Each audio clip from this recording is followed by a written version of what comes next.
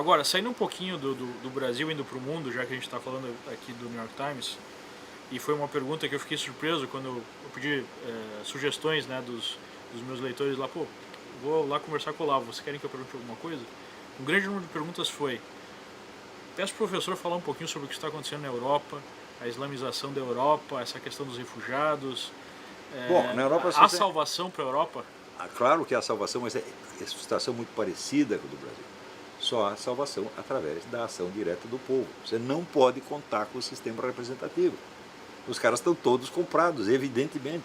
Eles estão lá para implantar o sistema globalista. Então, eles são pessoas que sequer dependem do sistema representativo. Você pega a União Europeia, tem um monte de cara lá que nunca foi eleito, que ninguém sabe quem é, mas que está com a caneta na mão. Então, contar com essa gente não adianta. Então, somente a ação popular. Então, tem que ter uma mudança de perspectiva, mudança do quadro mental, e dizer, olha, a democracia não é o sistema representativo, é o sistema apresentativo. É o exercício direto da vontade popular. Agora é o seguinte, ou vai ser a democracia direta, ou vai ser a ditadura dos burocratas. Não tem meio termo. Como aquele livro do Hans Hoppe, né? Democracia, o Deus que falhou. Sim. Você vê, a democracia moderna, ela já nasce viciada e com a semente do totalitarismo dentro de si. Não é coincidência que a expansão da democracia no mundo tenha havido junto com a expansão do totalitarismo.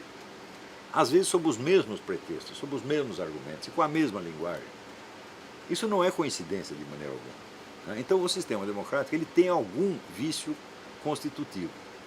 Eu até andei analisando isso aí, mas isso é muito complicado para explicar aqui. Não é tão complicado, mas é mais longo. Então, por exemplo, tem esse livro esplêndido do Marcel Gauchet, sociólogo francês, que ele diz que a característica da democracia moderna é a exclusão da autoridade religiosa. Começou na Revolução Francesa, isso? Não, começou antes. Antes? Começa com a Reforma Protestante. A Reforma Protestante, ela elimina a representação institucional da autoridade religiosa. Ele diz, não tem classe sacerdotal, assim, é Deus conversando com cada um. Eu digo, muito bem, então a autoridade religiosa agora está no coração de cada um. Então tem aquela massa espalhada, cada um interpretando a Bíblia do seu jeito.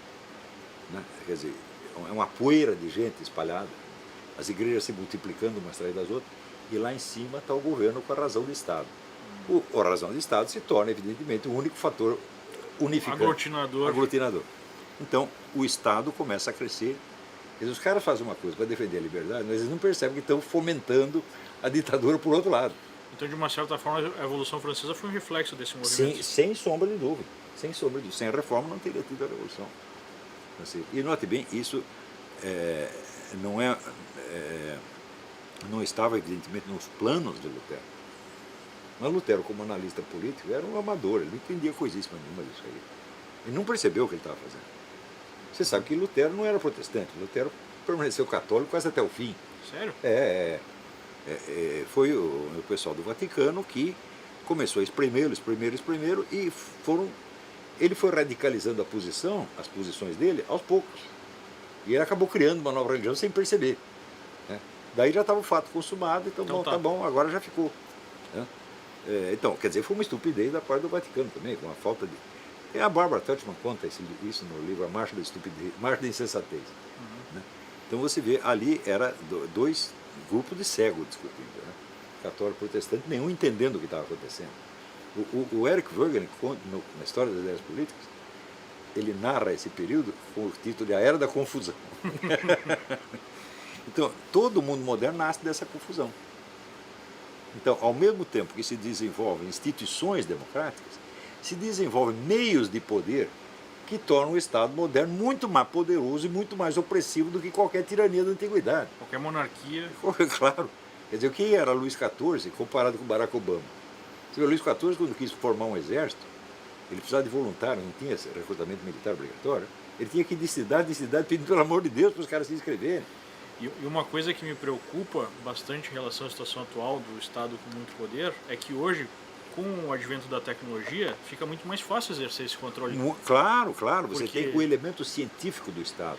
O Estado incorpora as descobertas das ciências naturais e das ciências sociais, tudo para aumentar o seu poder. Porque que no passado, vou lá tomar o dinheiro de uma pessoa. O dinheiro era uma propriedade, ou um tesouro que está enterrado em um lugar. Hoje é uma conta no banco, um burocrata aperta um botão, tá bloqueada a conta. Você imagina os progressos da engenharia social, desde os anos 40, quando começa com Kurt Lewin, né? Imagina o que eles sabem hoje. Eles têm meios para fazer todo mundo mudar de ideia em 10 minutos, sem passar pela discussão pública. E onde é que está esse agente no mundo hoje? Quais são os agentes que mexem esses pauzinhos? Sobretudo esses organismos internacionais. ONU, Organização Mundial de Saúde, eles são agências de transformação social. Fundações, as grandes fundações. Né? Então, quando você recua, você vai ver é o problema dos sujeitos da história. Quem é o sujeito da história? Só pode ser sujeito da história, só pode ser um agente histórico quem é capaz de planos de longo prazo e de assegurar a continuidade através das gerações. Então, existem várias organizações que atendem a isso. A Igreja Católica é um, os jesuítas, a maçonaria, tem várias organizações que atendem isso. Mas, sobretudo, quem atende isso são as famílias dinásticas. Não necessariamente famílias de origem nobre, por exemplo, os Rockefeller não são nobres, mas são uma família dinástica. Esses asseguram a continuidade da ação. Então, é ali que você tem que procurar os centros de ação. Isso não quer dizer que sejam os senhores do mundo, o poder secreto. Não, eles não são poder secreto nenhum, mas eles têm muito poder. Quando não tem o poder de fazer o que eles querem, tem o poder de armar uma confusão dos demônios. E é interessante que eles defendem a destruição da família, mas a deles não, né? Mas isso eu também já expliquei. O pessoal fala, não, nós vamos defender a família. Eu falo, escuta, você está defendendo um ideal abstrato.